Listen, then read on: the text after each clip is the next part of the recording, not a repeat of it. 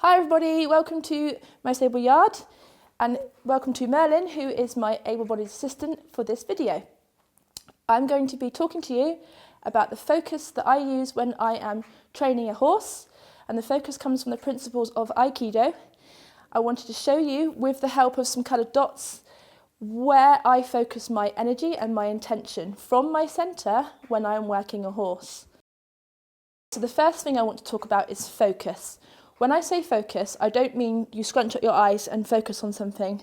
I don't mean you do this with your hand to focus on something.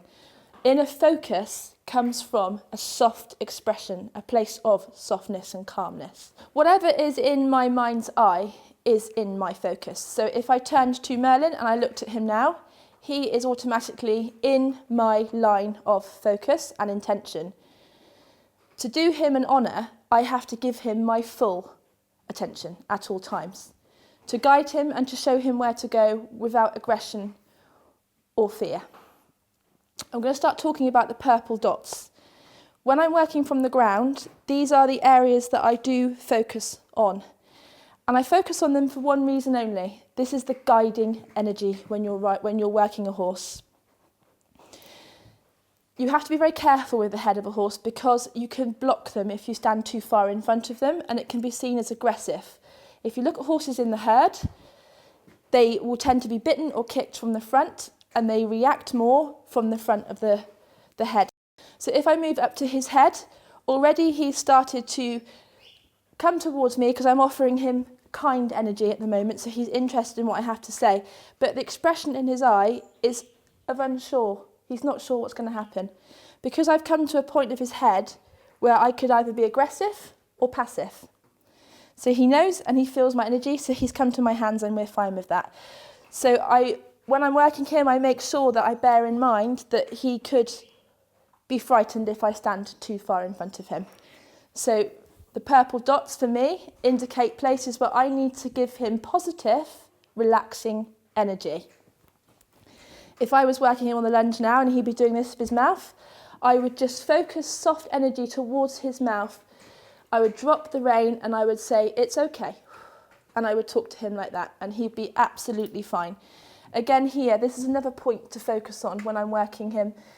A lot of horses have a high head carriage when they're frightened and they automatically bring up their necks. If I soften my gaze and soften my intention towards his neck, he will lower his neck for me. Good boy. He's just demonstrated that perfectly. And then the shoulders. Again, so I've got the head, the driving part of my lunging session is here. My focus is here. I'll very gently guide with my hands and my energy, which I project out through my hands to keep him calm. See how he wants to come towards that already, so he can feel something between us. I'm not actually having a session right now, we're just having a chat. The shoulder. Some horses are reluctant to reach with the shoulder. They block. When I seeing a horse do that, I will again focus my energy from my centre, which is obviously here, towards this part of his body to help him to relax. Automatically he is dropping his head, so he's been the perfect model for me. He's showing you what I would get when we're on the lunge and the horse is trying to reach and stretch. So I don't focus on the feet. I've learnt from previous experiences that when I focus on the area below the elbow, I'm tapping into his self-defence mechanisms, which are his hooves. And if I'm focusing on that, he's going to automatically start to feel threatened. So to wrap up on the head part of the body, 2 points. One is aggression. Don't be aggressive. And when I mean aggressive, I mean getting in the horse's face. For instance, if I wanted to come up to you and wag my finger at you, that's aggressive. If I want to get in his face, that's aggressive. Can you see how his posture just very slightly changed? The other one is blocking. If I stand too far in front of him, I'm going to turn him because it's herd language. He will look naturally for an escape route. So I need to make sure that I'm never standing beyond the purple dots when I'm working a horse. That is what I aim to do. I aim to plug my centre into these red markers. The moment I step into the purple, the conversation changes. Red, it's softer, and in the purple, he is saying to me he doesn't like it. His jaw's gone tense and he's wondering what my intention is. So remember, when you're working your horses, that we focus on this area, and this is just to guide. So now I want to cover the red dots on him, which are the energy points where I connect my core to his. As you can see, this is a very vulnerable part of a horse. This is where they're attacked in the wild. This is where they can't really reach with their teeth and can't really reach with their hooves. So for me to have a conversation with this particular part of him is a privilege. I want to talk about our postures. If we close our postures off, we're shutting down our conversation. For instance, when I teach Aikido, I'd say to them, we don't teach Aikido in a phone box, which means we don't close everything off and do everything in a small way. We open up our body and become expressive and fluid. That's the only way you can conduct energy. It's very similar to conducting in an orchestra. Now, it does look like he's been shot. He hasn't, trust me, it's just paint. I wanted to just say where I project energy from to him. Whenever I go to teach people, they'll say, whoa, where does it go? It goes here. And it doesn't go here or there or here. As you remember, that's not the right energy for that part of that body.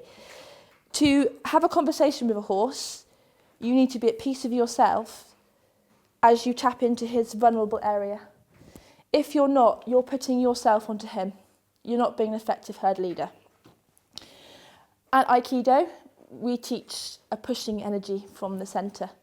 So if I wanted to move something, I wouldn't move it with my arms only. I would move it with my whole body. This is the same concept when working here with the red part of him. If I want him to go, I'm guiding him here with this hand, and I'm pushing gently towards the red dots with a positive mind and a positive body. Any fear or doubt in me goes straight down the invisible age to him, and it creates a problem. So I need to be very sure that I mean go, stop, let's have a chat. I just want to talk now about the blue and the yellow dots. 80% of horses, their engine is here, and an engine is what we drive with, basically. I need to make sure that he is with me and going forwards from this particular part of his body. He can't see me right now here, but he senses that I'm here. He's twitching and his ears are on me and he's seeing what I'm doing. I need to take this to where I would be standing on the lunge, which should be way back, way out of shot of the camera. And I need to be able to project it to him in a positive way with no fear and no doubt that I mean go. It is only here. I mean, some horses will cover this part too, but again, if you know your horse, you know where to push the horse from. I've drawn these dots on him because this is where his engine is. If I want him to go, I say go from here. So I'm in a tight shot here. I would be much further back. I'd be guiding here. My core is connected here, and my left hand would be projecting energy through outstretched fingers, always outstretched fingers, towards this particular part of his body.